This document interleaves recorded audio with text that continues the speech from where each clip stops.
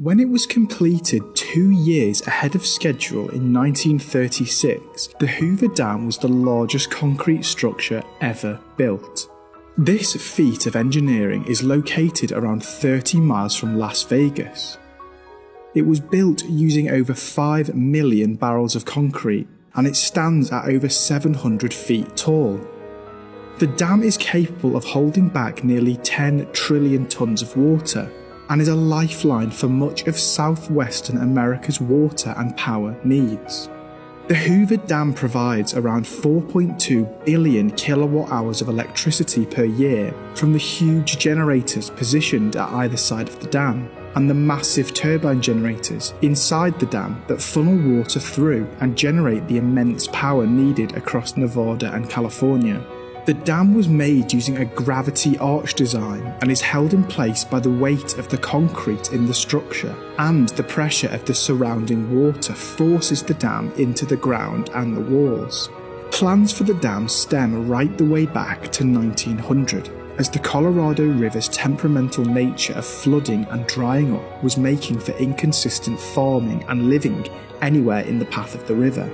It was in 1929 though, at the height of the Great Depression, when the decision was finally made to do something about making the river a more consistent beast for those working on it or in the vicinity of it. Before construction could begin on the dam though, the river had to be diverted through 4 huge tunnels via cofferdams. Cofferdams are created by placing rocks from the blasted out canyon in the way of the water to divert it down the tunnels. Those tunnels were literally blasted out of the mountainside and then layered with 3 feet of concrete to add extra strength. Once the diversion was successful, the area of the dam could then be pumped dry for construction to begin.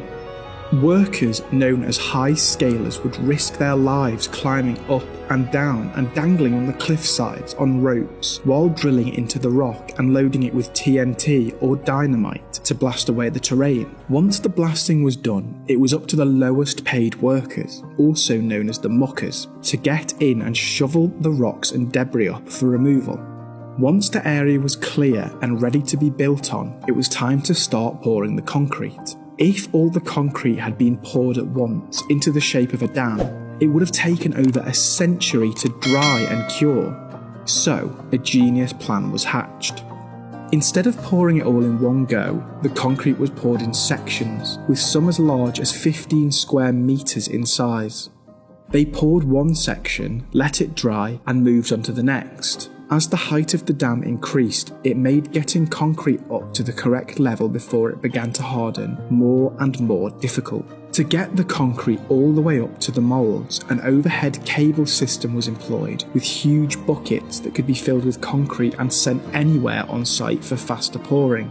A series of steel pipes networked around the moulds carried water to cool and cure the concrete faster.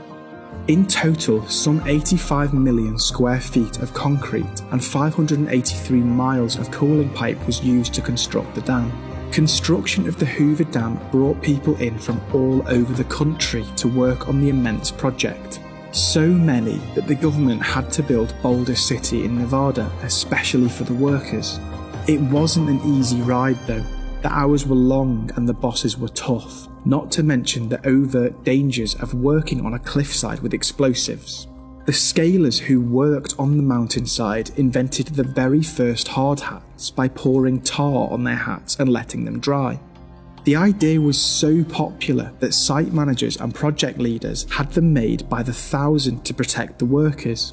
The conditions were still pretty grim compared to today, however, and 96 people lost their lives while working on this project.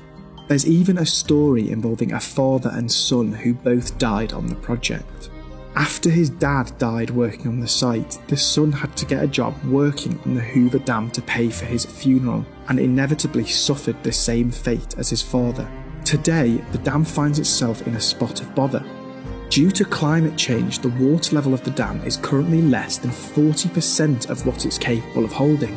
This is a huge problem, as if it dips to less than a third, it will send the southwest US into crisis mode. A number of ideas have been put forward in the hopes of refilling Lake Mead. One of the more out there ideas involves creating an inland sea made from water from the Pacific Ocean, which would be fed by pipes from the coast of California to the designated area of Death Valley. This water would then be desalinated and sent into Lake Mead. Although this once epic construction project has a somewhat uncertain future, it remains as one of the most ambitious engineering projects ever undertaken.